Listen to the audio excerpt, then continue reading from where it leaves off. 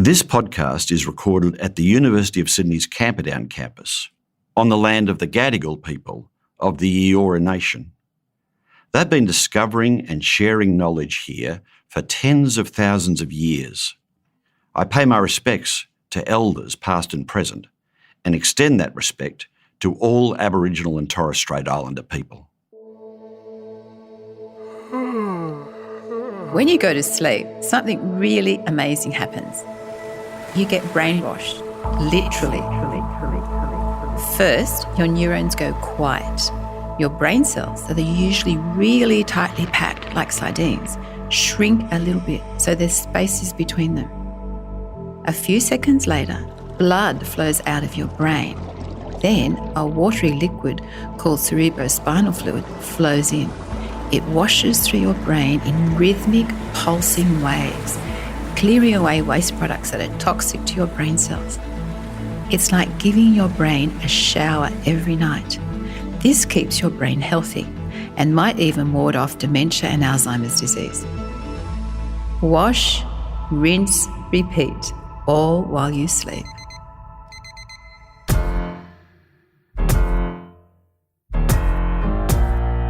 Let me start by invoking those great Australian poets, the hoodoo gurus. I'm so tired of waking up tired. The lights are on, but there's no one home because I'm so wired from waking up tired. I need a month of Sundays to help me cope with Mondays. I just want to stay right here, safe and sound. You know that saying, you can sleep when you're dead? Well, that advice could actually kill you. A lack of sleep hurts your body and your brain. It's linked to cancer, heart disease and dementia, and it costs the economy billions in lost productivity. But in our busy world, sleep can feel like a luxury, and many experts fear we're sleepwalking through a public health epidemic. I'm Mark Scott, the Vice-Chancellor of the University of Sydney, and this is The Solutionists. Dr Carmel Harrington is the Managing Director of Sleep for Health in Sydney.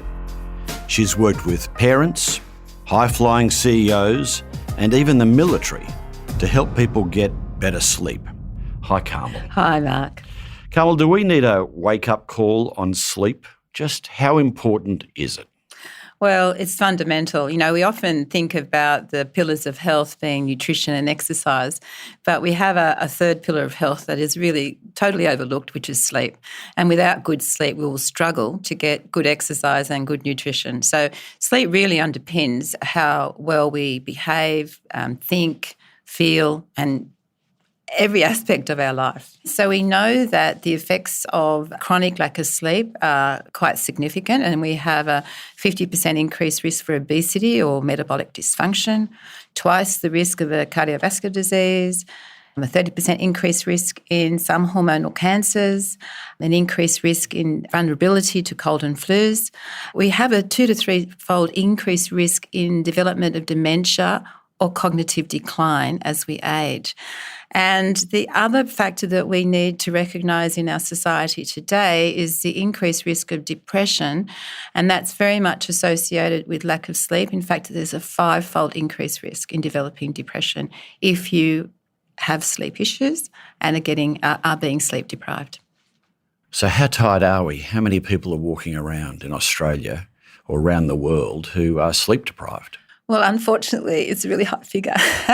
And there was a recent study, Deloitte's undertook a study looking at the economic burden of sleeplessness in Australia. And I think they found about 48% of people were getting less than 7 to 9 hours recommended in their working week. Certainly, I think it's time for an education campaign telling people that there's an economic burden, but there's a huge health burden and there's a personal burden. So now is a good time for people to wake up to the importance of sleep. How does sleep affect our ability to think and learn? Oh, it's enormous. So one of the things, or many things our brain does when we sleep, is bed down memories. So memory is a very complicated process and the hippocampus is very much involved in it. And if we don't sleep enough, what we find is that we lose the ability to encode memory. And so if we are sleepless and have no sleep at all, we actually lose 60% of our encoding ability. So it means that you might spend all that time learning or doing whatever, but you actually don't encode the memory. So it gets into the hippocampus, but it doesn't get out. And it's in that process of getting out and being circulated throughout the brain that we actually encode the memory for our thinking processes. And so that would mean for students who are listening, the idea of an all-nighter where they're studying all night is kind of counterproductive to actually being able to remember what they've been learning and use it in the exams the next week. Absolutely. And the kicker in all of that, that's so true, they actually don't encode what they expose themselves to. But your prefrontal cortex, that front part of the brain that is most developed in humans and is responsible for our brain smarts, actually starts to shut down. And studies have shown that when it's not well slept, it finds it very difficult to recruit parts of the prefrontal cortex so that your thinking processes or your cognitive processes are not very good either. So the worst thing you can do is not get good sleep prior to an exam or an important meeting or whatever is the thing that requires your brain to be the active and effective brain that you're being hired for. How do we know if we're chronically overtired? I often reflect on this. What does great sleep feel like? Great sleep means that you wake up, you have no inclination to go back to sleep, you haven't had to use an alarm clock to wake up, you don't need coffee or energy drinks constantly throughout the day. You don't fall asleep as soon as you are in a passive situation, like you sit on the couch and you fall asleep, or you're sitting even talking to someone and people might even nod off. So they are the big indicators of that you are not getting the sleep that you need. The other thing, one more, is that what we call going to sleep or our sleep latency. If you've got a really short sleep latency, like as soon as you put your head on the pillow, you're asleep, you can't remember going to sleep, that indicates that you're carrying a sleep debt. And how long does it take to overcome a sleep debt? Yeah, look, there's a lot of work around this that's looked at it. And by and large, it's thought that if you are, say, in a deficit of 20 hours sleep, for example, you need to pay back 10, so 2 for 1. But you haven't undone all the damage that you did in that period of time that you were not sleeping, all right? So you've got to recognise that on a day-to-day basis there is a cost that you just don't actually make up just because you've decided 3 weeks later that I'm going to pay back that 10 hours. We hear all these stories about high-profile leaders, Winston Churchill, Margaret Thatcher, Kevin Rudd, and the boast is they only need 4 hours sleep. Is that possible? We know that we need, as a healthy adults, 7 to 9 hours. It is an individual need. There are extensions of that. So we have something called the short sleep gene and the long sleep gene. And it's a rare genetic characteristic. Some people can get by on 4 to 5 hours when others need that 7 to 9. However, I have met a lot of wannabe short sleepers. And when you drill down, they actually have all the characteristics of sleep deprivation, but they've adapted to having 4 to 5 hours sleep. What are the characteristics of sleep deprivation? What does that look like?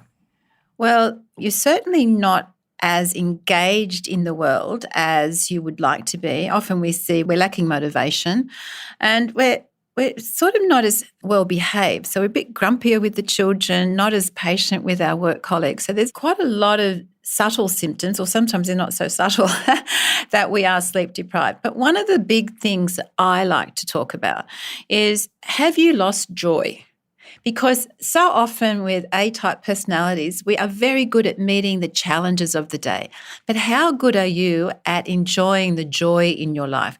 So if it gets to the end of the week and you go home and your partner says, look, I've planned this wonderful big picnic and we're going to go out and look at the sunset with a glass of champagne, and you look at them and think, all I want to do is go to sleep, then perhaps you're needing more sleep.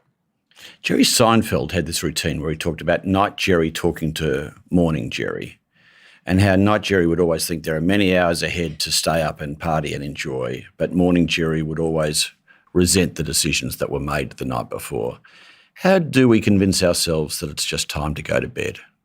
Look, the one I recommend is because we've always got that party brain. Half of us always got a party brain. We just want to keep enjoying. Have an alarm clock go off 1 hour before proposed bedtime. That then makes you make a decision. Am I going to party on or am I going to take my sleep seriously? Because think about your morning brain. And at that point, switch off technology, start to do relaxation exercises, warm to hot shower. There's all those sorts of tips for what doing in the hour before bedtime. Because by having the alarm clock, it means, okay, now I have to make a decision and a proper decision. Hey! You wake up! In the military, sleep deprivation is often accepted as a normal part of life on duty. Some soldiers believe that they can control how much sleep they need, and others think that they're weak for needing sleep. But soldiers, like everyone else, need sleep.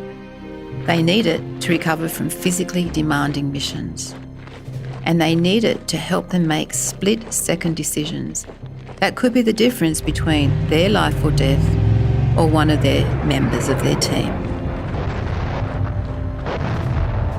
So the military is now recognising that we need a well-slept brain to have the high performance that we require. Technology now is pretty advanced in the military. Like, it actually takes care of a lot of things. But the brain, they recognise, and sleep researchers have known for a long time, is sort of like the last frontier. This is the thing that's going to let you down when you're not able to make that split-second decision, where you're not able to process new information coming in, or when your prefrontal cortex is shutting down because of lack of sleep.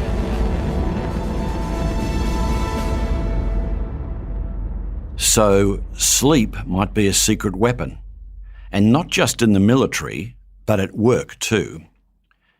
Carmel, you also work with business executives. There's been a recent push to embrace naps at the office. Google has installed sleep pods. I still think they're a pretty unfashionable thing to do. Do we need to rethink that? And what do we know about the power of a nap? Yes, look, it's interesting, the idea of a nap. But now a lot of people are working from home. You might be surprised how many people are actually getting a nap in that afternoon lull. Essentially what you're doing, there's a neurotransmitter, sleepy neurotransmitter called adenosine. Now, the longer we're awake for, the more of this adenosine we build up in our brain. Now, this then tells the brain how tired it is, and it increases our drive to sleep. When we have a power nap, we don't produce any more of this adenosine, but we actively degrade it so that when the brain wakes up, it hasn't got as high a sleep drive. So we're more alert and our brain function is restored. And it's been shown to be very good in enabling you to have the next 4 or 5 hours with an alert processing brain. Adenosine. Does caffeine interact with that? Is that how caffeine works? Absolutely. You're spot on there. What happens is that caffeine hides the adenosine receptors, so the brain doesn't realise how much adenosine it has, and so it doesn't feel as tired. This is why you get the kick. However, the trouble with caffeine is it has a half-life. So you're constantly relying on caffeine. It will come away from the receptors, and in that time, you've built up more adenosine, right? And so if you're about to drive home, you're at risk of a microsleep or an occupational accident or whatever it is. So be aware of how much you're using caffeine to hide this adenosine. How important is deep sleep and the extent to which hours in bed, hours of sleep, 7 to 9 hours you talked about is one thing, but do we need to be in pursuit of a certain quality of sleep, and how do we do that? Deep sleep is really important for our physical good health. And so when you watch somebody sleeping, which I've done over the years many times, I can always see when they go into deep sleep, because that is the most quiescent that we are in the 24-hour period. Our heart rate goes down, our respiratory rate goes down, our nervous system activity goes right down, because our body at that point is busy repairing and restoring. It's secreting beautiful hormones that make our metabolism quite balanced the next day. It's repairing our muscles, secreting growth hormone. So this state of sleep is very important for our physical good health. Now, our dream sleep or our rapid eye movement sleep is really important for our cognitive good health and how we think and behave the next day. You and I probably work regular hours. We work during the day, we sleep at night. There are plenty of people who don't have that privilege and that option. Can you be a great sleeper if you're a shift worker? And what do we know about the impact of shift work on the physical consequences of the requirements of sleep? Yes, look, shift workers constitute about 20% of our working population, and for sure, getting good sleep is more problematic for them. We need to educate our shift workers because guess what? Shift work's not going to go away anytime soon. So we need to let them know that sleep is a priority. We need to educate them about the importance of the use of light, what and when to eat, when to nap, when to start doing biphasic sleeping or multiphasic sleeping. We've got all sorts of tools in the toolbox to help them get better sleep. But unless they're being educated about this, they just don't know. And this is some of the things I work with in high-performance teams. Carmel, you were a biochemist and then a lawyer.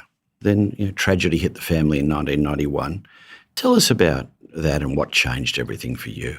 Yeah, look, life is long, as we both know, and you never know where you're going to end up. So, yeah, you're right, I was a biochemist, then a lawyer, and I was happily a lawyer. And then abrupt turn when my son died suddenly and unexpectedly one night. In those days it was called cot death. Now it's referred to as sudden unexpected death in infancy. Like most parents, you really blame yourself. You must have missed something because how can such a catastrophic event occur without any sign or symptom? So, I really was on an incredible guilt trip. But some time after his death, I thought to myself, it's so cruel that was the night I didn't get up to him because his twin sister Charlotte had a very problematic sleeping, and I was up every single night dealing with her, and because they were in side-by-side cots, I would fuss around him as well. And so I thought, wow, why was it that night was the only night I didn't get a chance to check on him? Eventually, when you can start to breathe again, I had the thought that maybe he actually couldn't arouse on his own. Maybe it was because Charlotte was arousing him and I was going in there that kept him alive for as long as he did. So once I had that thought, that was it. That was the start of my research into sleep, my research into autonomic function. So gave up a legal career, left my marriage and started a PhD here with Professor Colin Sullivan, looking at the autonomic nervous system in infants at risk of SIDS. And what did you find? What I found in that research was that, yes, some children who we viewed as vulnerable to this event actually had a deficit in arousal. And so that then started years of other research. And just finally, last year, I published a paper indicating or showing that there was an enzyme involved in arousal that was deficient in SIDS infants who had actually died from SIDS, compared to surviving infants and infants who had died from other causes. Now, while I would have loved that to be a cause, it was not. It was a biomarker. But nonetheless, really important because it now gives us a very clear direction of where we want to go. When I started this research and I told Professor Sullivan that what I actually eventually wanted to do was develop a screening test, he said, trying to find the cause of SIDS is like trying to find a needle in a haystack. Now, I think we found maybe one of the needles, but we've got a lot more work to do. But, since the time that we've published this paper, I've had the most amazing emails from mostly mums who've written to me and said, this is the first time ever that I have not felt I did something wrong, that something's going on in these babies that we don't understand, we don't know how it's going, but for the first time ever, I don't feel responsible. So. Our daughter's recently moved back in home, as people do, with her partner and her new baby. Oh, how lovely. Oh, it's wonderful. And it's interesting on all these things. I think the advice seems to have changed a lot since she was a baby. And I think there's a lot of focus and concentration on sleep and safe sleep. What should new parents learn about sleep? So most people recognise the importance of placing their child in a safe sleeping environment, which includes placing the baby on their back, a smoke-free environment, no toys or blankets around them. If you wish to co-sleep, the recommendation is that you have a little crib within the bed itself, a potty. Yeah, and so you put the child in that. So co-sleeping is really important. It's formed part of our communities for forever, and so we can put the child safely into that potty, and then we can breastfeed and just put the child back. But one of the other bits of information parents like to hear is, how do I get sleep? Yeah. Because that becomes very problematic. The advice for parents is, do not take turns in getting up to your baby. If you say, I got up half an hour ago, it's your turn to get up. All that means is that both parents are sleep deprived and both have fragmented sleep. So you have nights on and you have nights off, and you make that decision before you go to bed. Life's not perfect, but you need to watch also how much sleep you've been getting. So if you've had 2 nights of really poor sleep, on the third night you need to reset so you're not going down that spiral down, because we know that sleep deprivation is very much implicated in postpartum depression, and we don't want that to happen. So every third night, get the sleep that you need. And I'm talking about both parents, not one or the other. Yeah. Carmel, many people, most people, sleep with the phone on the bedside table. What's your advice about technology, the bedroom, and the phone at night? So my recommendation is we do not have technology in the bedroom. This became particularly problematic through COVID when people were working from home and some had to make their bedroom their office. And then we saw all this increase in sleep problems, inability to initiate sleep, inability to maintain sleep. So your brain is very quick to associate different things in your bedroom with sleeplessness. So all technology out of the bedroom. Now, people say to me, I need my phone by my bed for an alarm. That's the biggest excuse I've heard. If you have discipline around your phone and not tempted to get hold of it at 3 o'clock in the morning, then that's okay.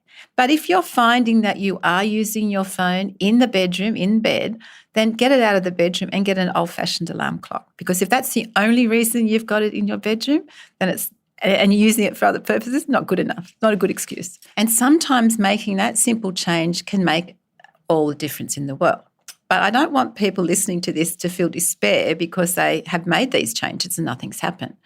Because over time, what can happen is we build up a resistance to sleep insofar as we start to associate our bed with sleeplessness, not sleep, because of whatever's happened.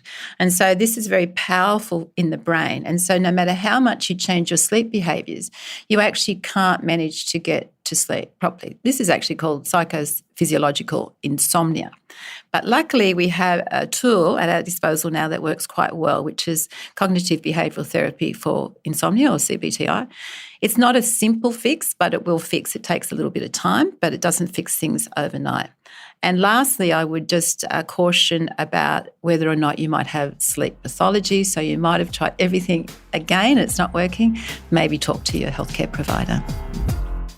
I'm Mark Scott, Vice-Chancellor of the University of Sydney, and a huge thanks to Dr Carmel Harrington, the Director of Sleep for Health in Sydney. Carmel, I know a lot of exhausted people are going to be thanking you as well. Thank you, Mark. It's been a pleasure. Make sure you're following The Solutionists in your favourite podcast app so you never miss a chance to meet the brightest minds working to solve the most complex issues, the people who are making change happen. The Solutionists is a podcast from the University of Sydney, produced by Dead Set Studios. It's been incredible to meet so many solutionists this season. We tackled extreme heat, unlocked a love of lifelong learning, and explored the art of bringing people together. We've learned how to age better and stay younger for longer, and how to give babies the best possible start in life. We'll be back in the new year exploring the biggest challenges we're facing in our bodies, in our minds, and in our communities. In the meantime, if you missed anything in Season 1, scroll back in your podcast feed, wherever you're listening right now, and meet the people who are making change happen. I'm Mark Scott, and thank you for joining me on The Solutionists. I met someone last night who said, I listen to it going to sleep. I find your voice very soothing and reassuring. I thought, it links into this. It links into this, so we help you go to sleep. Play my voice and go to sleep. All right.